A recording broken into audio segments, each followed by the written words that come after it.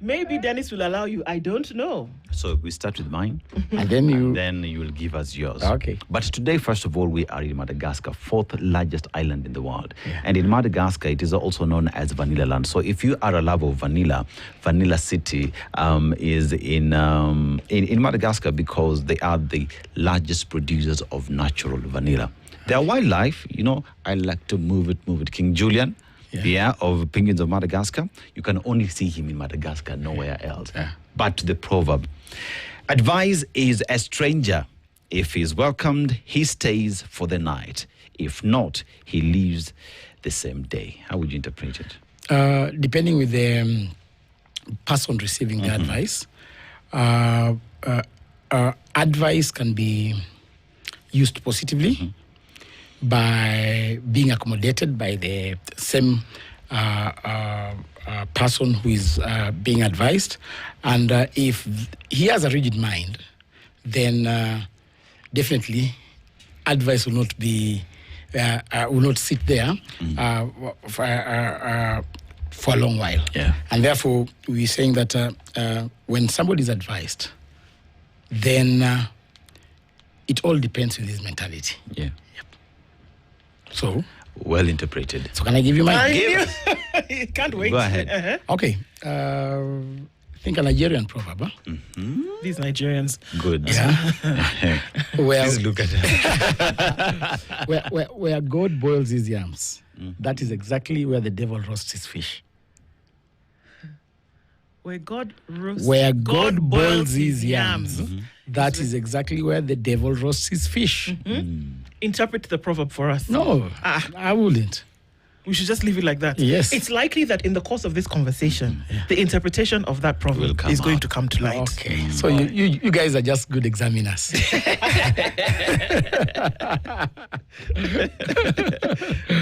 Good enough. So, you, in the last couple of, actually a few days ago, went on and said that the people of Western, the Mulembe nation, must come together on a cause. And after that, we started to see what people would call from major defections taking place, whether it's Tim Wanyonyi leaving ODM, whether it's Wamunyenye, whether it's Bifoli, whether it's Wangamati, all saying this cause looks like something that we want to tag on to and we're going for it full throttle. Is it? Oh, yes. In every electioneering or campaign periods, we always have shifting alliances. We always have shifting allegiance. And every political season is approached using political blocks. And in Kenya, tribal blocks have proved to be one of the most effective ways to approach an election. And it has been long overdue when the community that I emanate from, that is the Mulembe community, we've never been united for our own sake. We've always been united to benefit other people. And therefore, this time round, we are saying that we are the second most populous community in this country, and we need to take part significantly in the election of people who are going to govern us in the next 5 years. We emanate from a region whereby we are an agricultural region. We depend majorly on agriculture, and in the recent past, the sector, more specifically in sugarcane and maize, has not been doing well. And we've been complaining, our factories are not doing well, we do not have good market for our maize and our generally agricultural produce. And we said, this time round, we do not want to complain to people. We want to participate and choose leadership that will be accountable for the revival of the economy of our people. That is why we are saying that it is not bad to think ethnically, because the Constitution envisaged that Kenya consists of different ethnic groups, and therefore it's not a crime for any Kenyan to think that if you start being ethnical, you are being tribal. No. What is discouraged is negative ethnicity. Okay. But if you're coming together for a good purpose, for a good cause, there is nothing wrong with that. And therefore, we have said categorically, we belong in different political vehicles. For example, I am in DCP. I'm the deputy party leader of DCP. Yes. That does not stop me from tolerating an imagination of supporting one of our own. And that is why we are saying, for this particular cause, our son, Edwin Sifuna, has given himself out. He has offered himself to run for the presidency. Has he, though? Yeah, and that is the feel on the ground. He has. He does not have to announce. Politics has got strategy. And you do not just say everything anytime. We have what we call strategic pronouncements. And therefore, from the body language, from the engagements that our brother Edwin Sifuna has been having, and even if you felt the mood on the ground, many people would want Edwin Sifuna to run for presidency. And I have said, as to when that time comes, I'll be on the forefront to support him. How would you be at the forefront to support him when we have the DCP as well with its party leader? I know they've not announced about president, but he said as well that he would want to be president. So isn't that confusing in one way or the other? Or support Kalonzo Musyoka. Or support Kalonzo Musyoka as well. So where does that leave you as the DCP party leader, where as the DCP deputy party leader, where DCP is seemingly moving in a certain direction?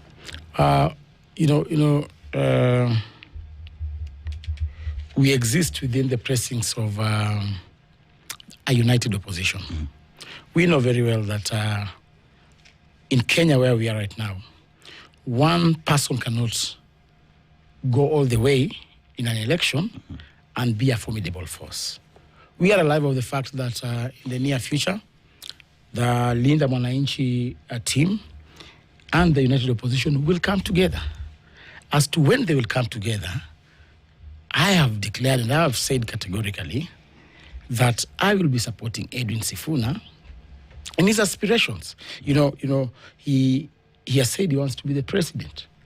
I am the DCP deputy party leader. You heard me right last time when I said I sincerely vote for Edwin Sifuna to be the deputy president. You saw me say that the other time, that the most convenient position for Edwin Sifuna is the deputy president. I was saying that knowing that my party leader is running for presidency.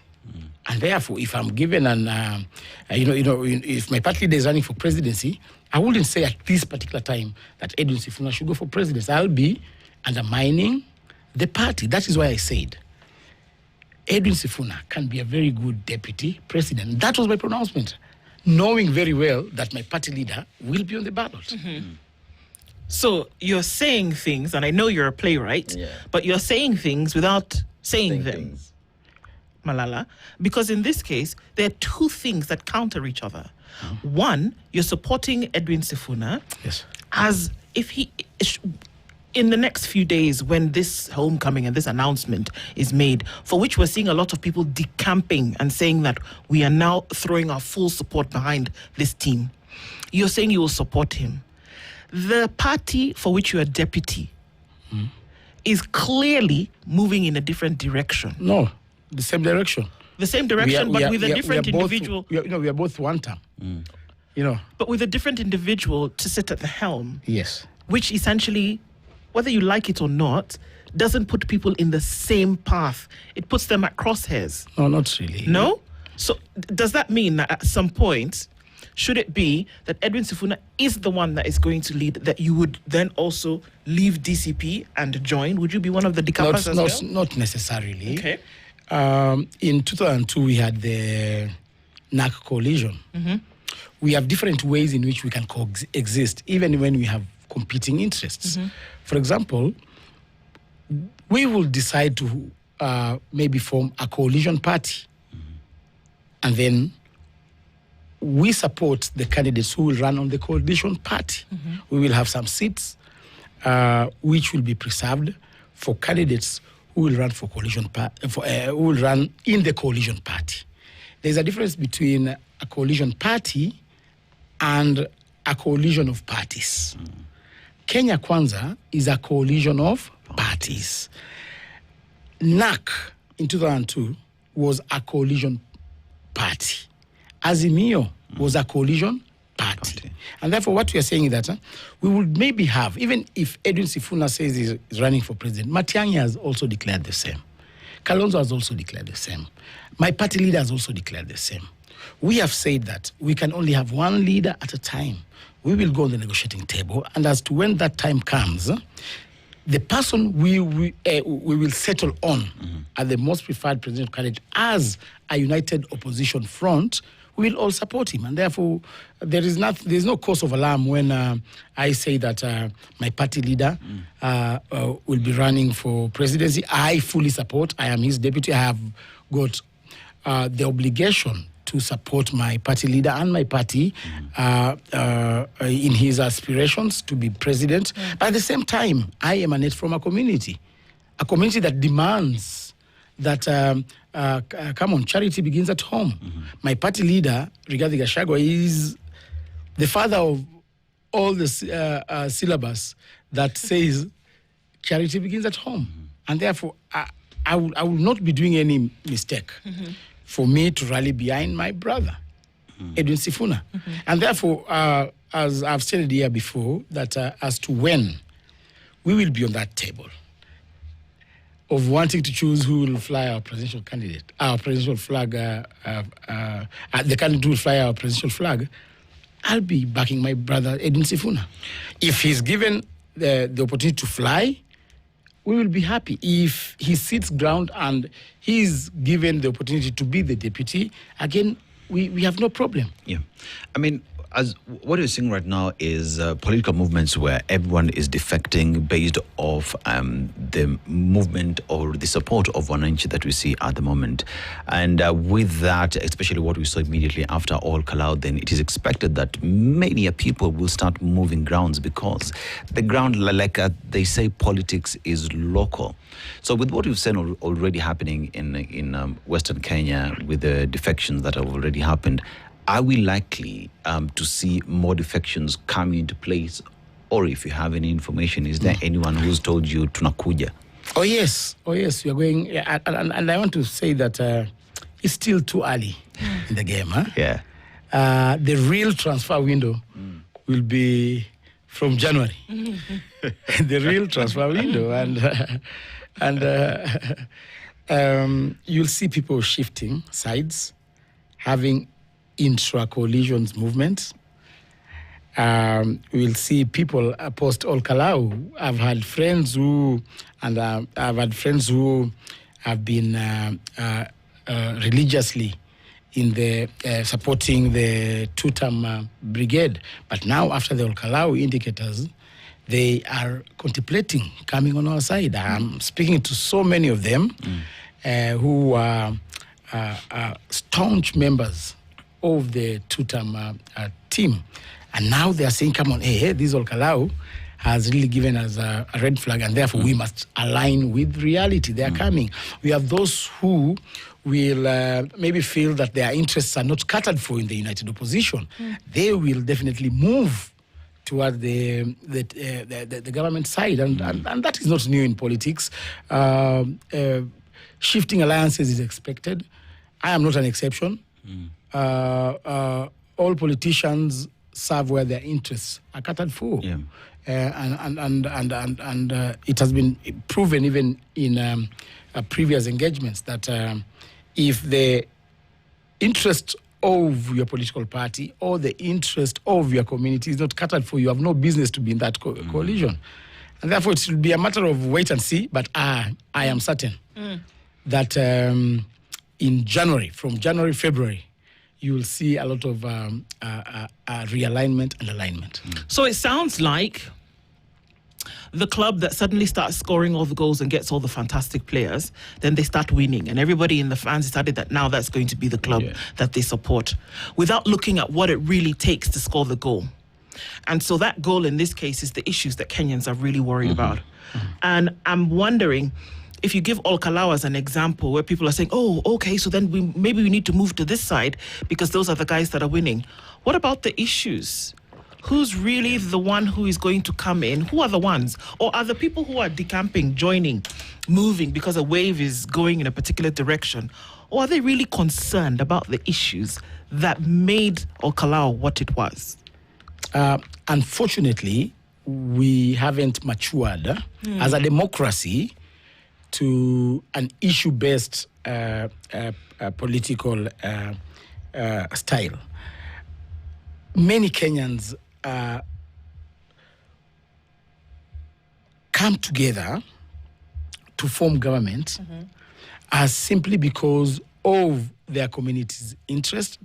That is a development interest. They'll say, okay, for us as Turukanas, we think that it is better, we are better, our interests are taken better off in this coalition than these other coalition. And slowly we are coming to an issue-based approach in politics. And I want to say that the emergence of the Gen Z movement has really brought around about the issue of discussing issues.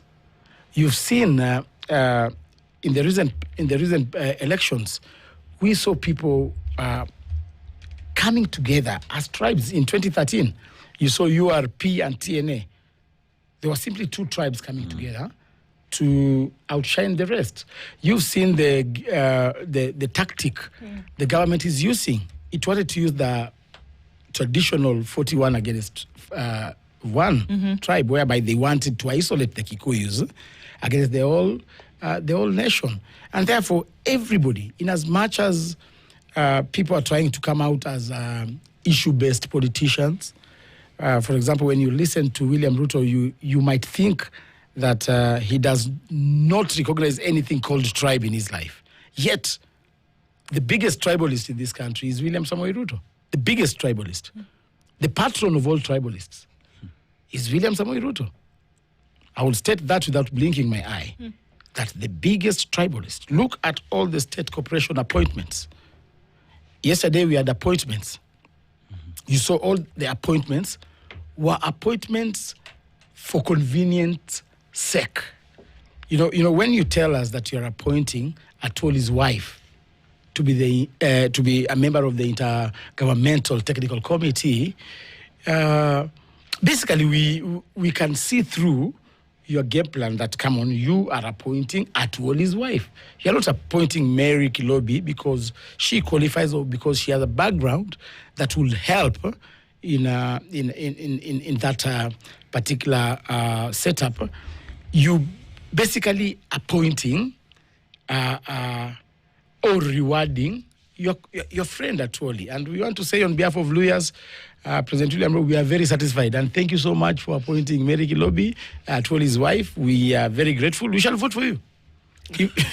Really? Yeah, we shall vote for you. Because now he thinks he has sorted out all the lawyers by appointing Atwoli's wife. I mean, Cleo, even as we talk about that, there is the question of what's the guarantee that anyone else who will form government will do things differently? You know why? Because from where Kenyans sit, especially just what you've stated, that there would be movements, people will be defecting now, joining the winning team. And the responsibility then would go to even DCP in terms of ensuring that the people that they will field for these positions are people who meet the threshold. Because what's the point of saying that you want change when everybody else who has condemned the movement, everybody else who Kenyans have said no to, would then decamp because they've just seen this is a party that is about to win and come there and be allowed to get in and run for these offices? Isn't just the proverbial phrase of we are doing things the same way with the hope that things would change? So what's the responsibility of the party pretty much in making sure that individuals who will be presented to Kenyans are those that meet the threshold and not recycling? Unfortunately, that is the architecture of democracy, of our democracy. Unfortunately, because the very people who are complaining about people who have no agenda being elected are the same people who elect them. You know, this is not an interview. And I think the the people who conceived the idea of democracy had envisaged such a situation whereby if somebody is elected and he has no agenda and he has all the reasons as to the prerequisites of the qualification of that office, he does not meet them. The drafters of, or the people who conceived the idea of democracy had seen that election depicts the will of the people. So you wouldn't argue out that this person is not qualified, this person is corrupt. Yet the people themselves have elected him. And therefore, it starts with the electorate. Then we need to do a lot of civic education to educate people. But at the end of the day, people always retreat to their tribal cocoons. Because Kenya, the people who have been in office before have shown people that, come on, if your community is not in government, you do not benefit. So is it a coincidence today that the just appointed government spokesman, Charles Owino, has replaced Isaac Mwaura on competency basis? Or is what else would it be? When you look at all those appointments right now, people are just being strategic when it comes to getting votes in 2027. William Ruto knows very well that now I've lost the mountain. So let me replace this position with somebody who is going to give me more votes. And that's, if you saw those appointments, they're basic, and you'll be seeing more, even in future.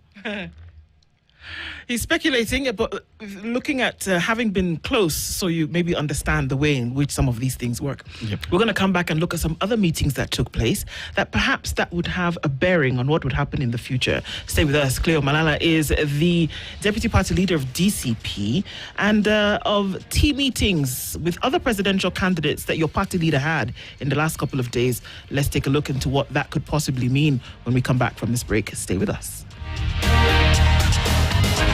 This is the Situation Room. The only way to start your is the Situation Room. The only way to start your day. And everybody has got the freedom to declare his or her aspirations. And all our principals in the United Oppositions have declared aspirations. You remember, even in the previous coalitions, Kalonzo used to declare his presidency. Baba goes to declare his presidency. Joho, even within the ODM party, once Joho and Oparanya paid for the presidency ticket, nomination ticket. And therefore, at a point, and that, to me, I predict that point of agreeing on who becomes the presidential candidate, it is strategic for the United Opposition to get a presidential candidate early next year, say February, March. But having a definite presidential candidate at this moment will be an exercise in futility. So what you're saying is that everybody who's an aspirant at the moment says, I want to be president, I want to... You're saying that doesn't really matter. You're testing the ground with maybe getting people excited that perhaps there could be a direction in which they're not really getting... But nothing is cast in stone. Not really getting excitement out of it. We are saying that let everybody who aspires to be a presidential candidate declare. And then we will come on the negotiating table, and now every person will be coming out with reasons as to why he believes is best fit to fly the flag. To me, it has happened before, it will happen now, and it will also happen in the future. What we have realized that as a country, because of our current social setup, no individual can run for an elective position without seeking collision with other partners. And therefore, as to when we'll be crossing the year, we will be shaping up into agreeing on who will fly the United Opposition flag. But as it stands, everybody is aspiring.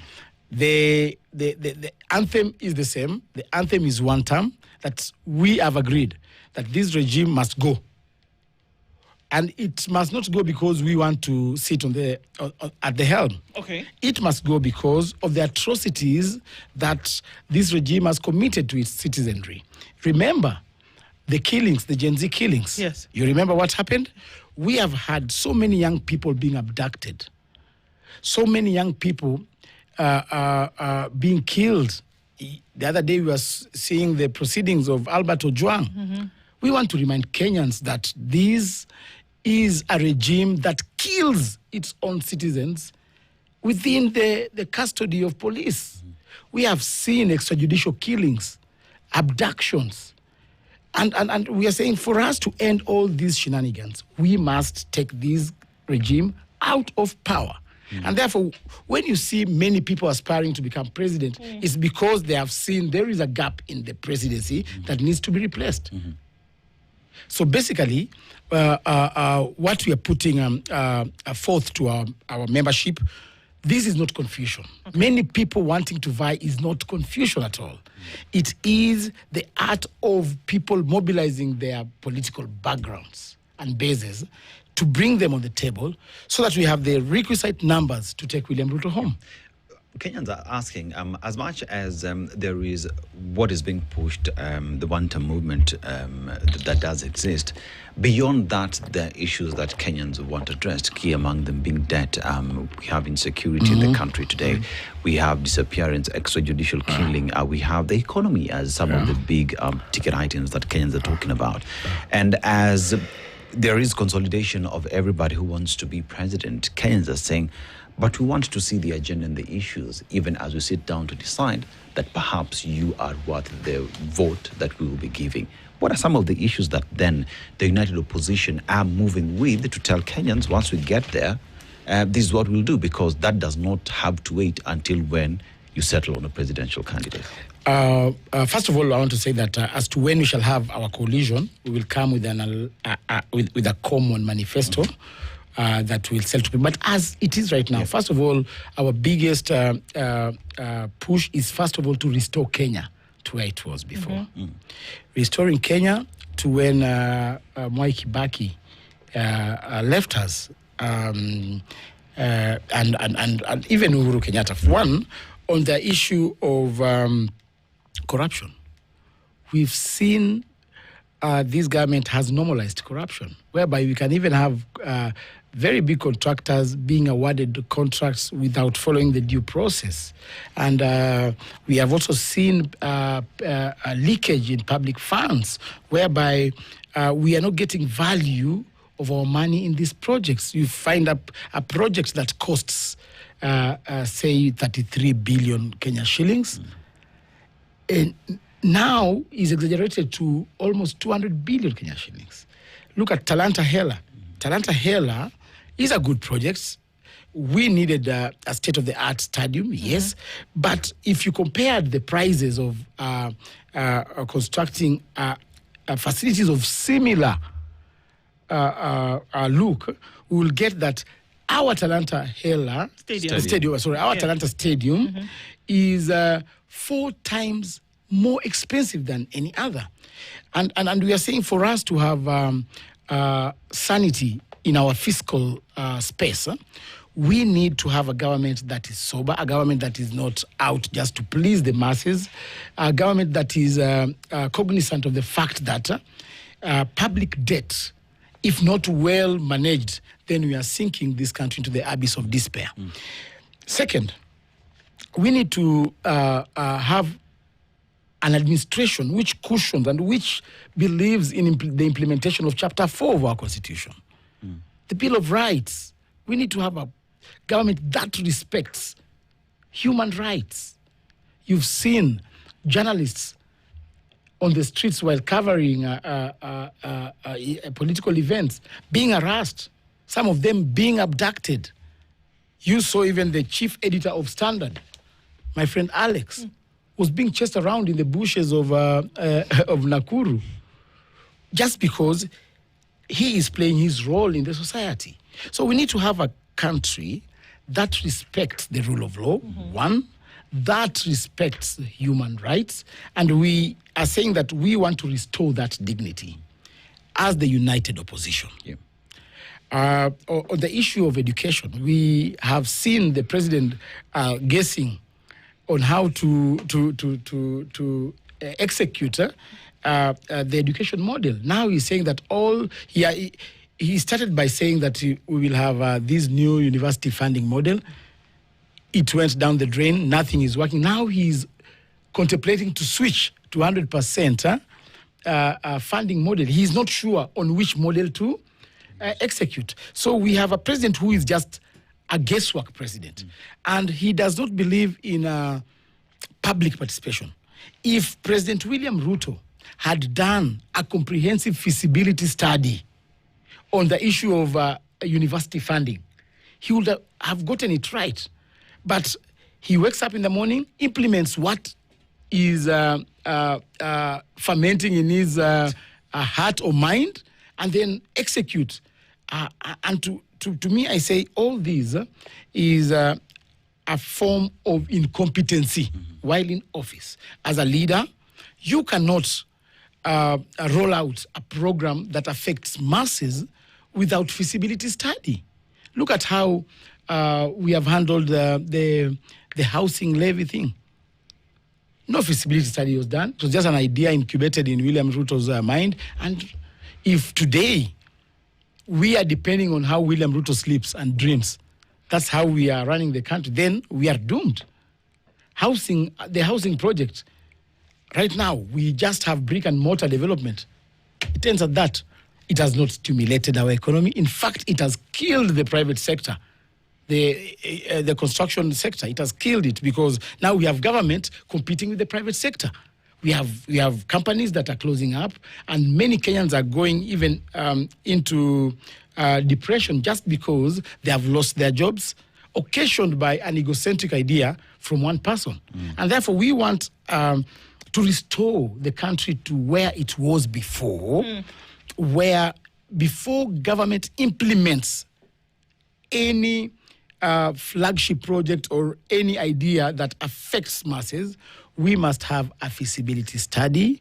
It must go through public participation so that we have concrete ideas being implemented and not just guesswork. Yep. How do you get the people who at the end of the day have the responsibility because of the numbers to then make a decision about changing the trajectory that Kenya is going on? Because, I mean, you just have to open your eyes to see what the situation is. It's felt in pockets. It's seen in infrastructure. It's understood. In terms of the micro, the economy is actually taking a nosedive. Now, how do you get Kenyans to see and connect the dots? Because what I hear you saying is that there's somebody who's messing around with the woodwork and you need to take that person out of the room. And that's the number one agenda. Then after that, there's certain things that need to be fixed. How do you get Kenyans to latch onto the idea to say, okay, this is what we want to do? Because they're the ones who are going to give you the permission to do it by voting. Of course, we're going to craft a manifesto that during the dissemination of the same manifesto to the people, we'll be able to break it down to a language that people can understand. Many people do not understand delicate or, let's say, complicated ideas. Like when you talk about the economy and how we're going to manage public debt, many people do not understand the intricacies. Like, for example, right now, William Ruto is taking advantage of that gap in the society to even borrow more without approval of Parliament. As it stands right now, William Ruto has even gone to an extent of forming a parallel borrowing model. You've seen him trying to mobilize funds to do the Rironi Mau Summit Road, the Bomas of Kenya. You know, that is borrowing, and borrowing is borrowing. Even if you use whatever terms that you are using, borrowing is borrowing. He has come up with something called infrastructure fund, which to me, I believe, is just a conduit to continue borrowing without without Parliament approval. And therefore, these complicated economic issues must be simplified to the common mwananchi to see the sense. Some of those people who are singing two-term do not know that in every minute, Kenya is borrowing over 33 million Kenya shillings every minute. And therefore, it depends with us leaders. How are we going to disseminate the same information and break it down in a language that can be understood? And that is why I love my party leader.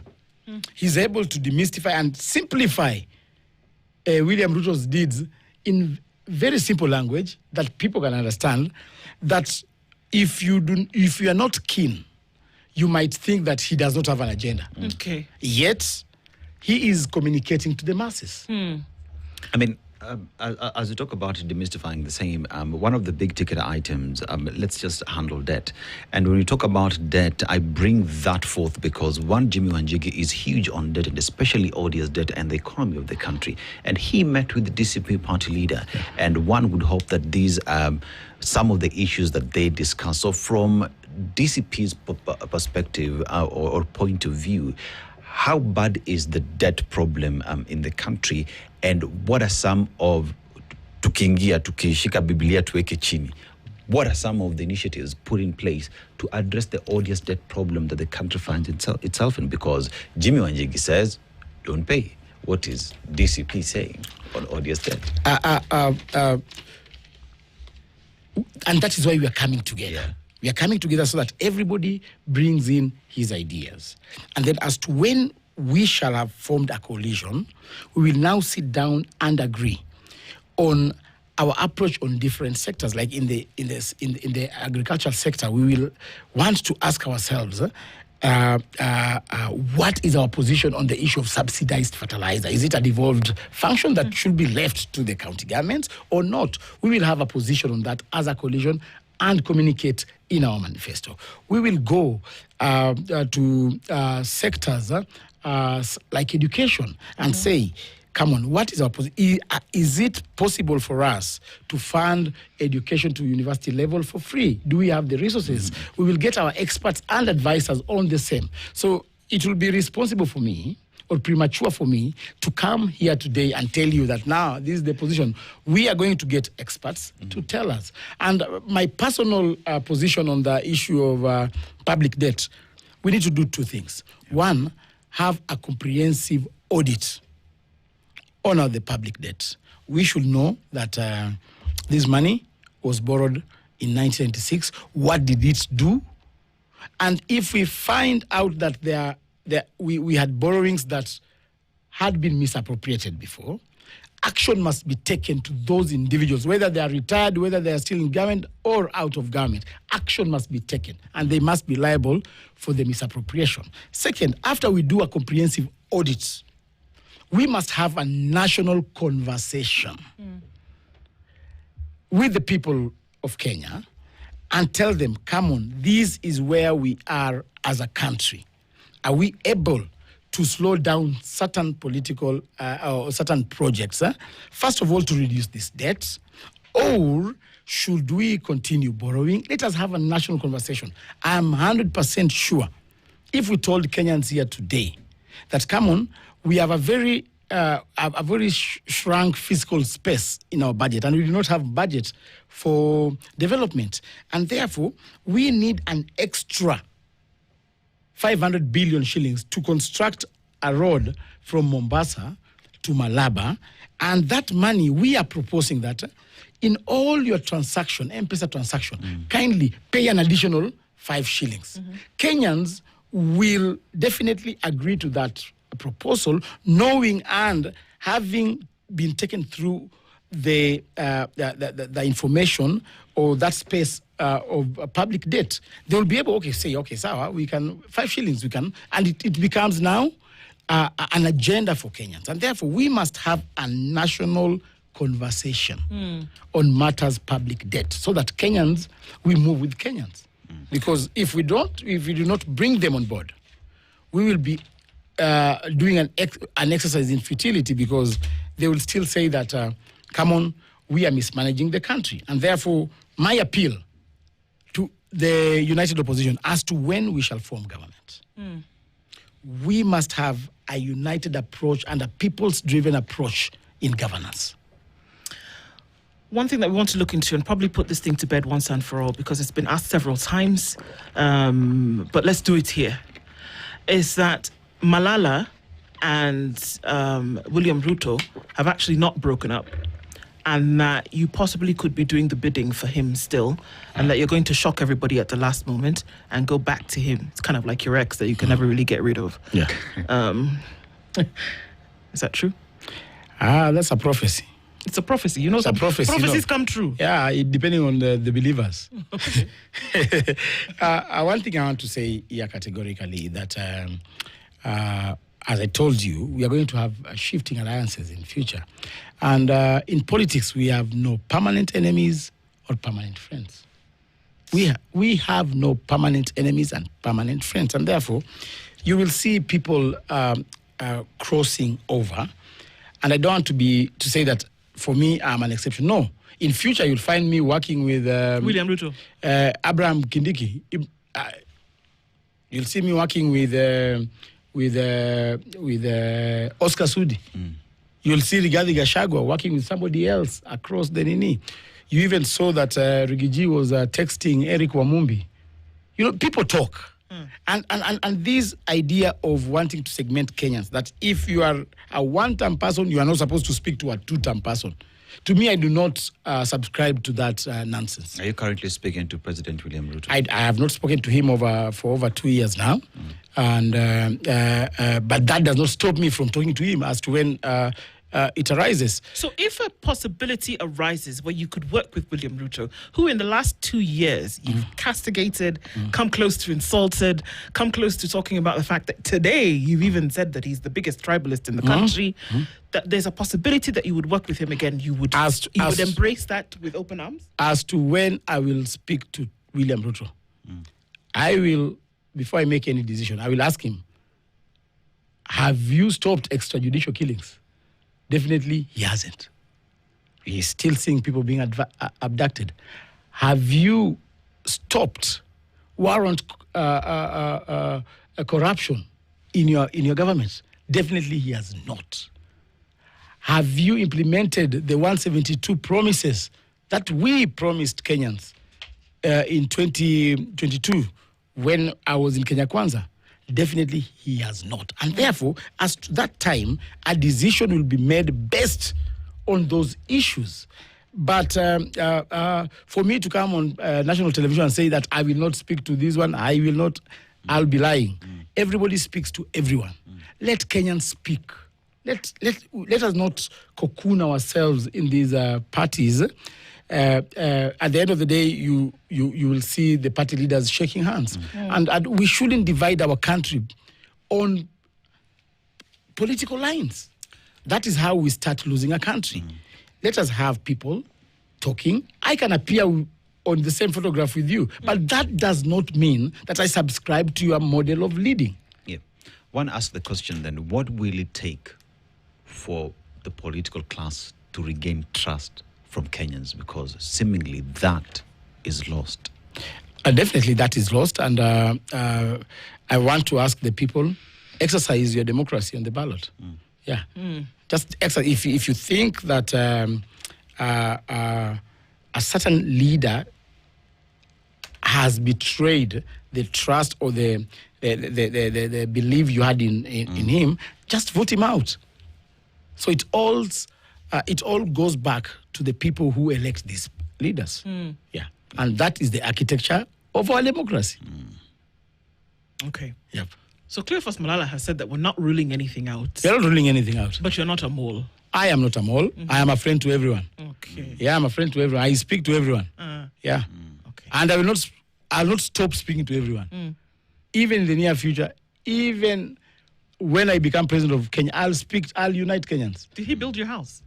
Of course, he was a contractor. He was. you know, he was a foreman. In building your house. Yeah. He's a deputy party. It was open bidding or direct? No, it was direct. He was my friend. I helped him. He helped you. He was your friend. You gave him a contract. And you see, let me tell you one thing. Let me tell you one thing. You know, you cannot edit somebody's past. Yeah. Indeed. Yeah. If I was your friend in the past, you cannot go and edit And say, and say that we were not friends. Yeah. Truth be told, I was a friend to William Ruto. We disagreed politically, and we are where we are. I am saying William Ruto to go one term. okay. But that does not mean that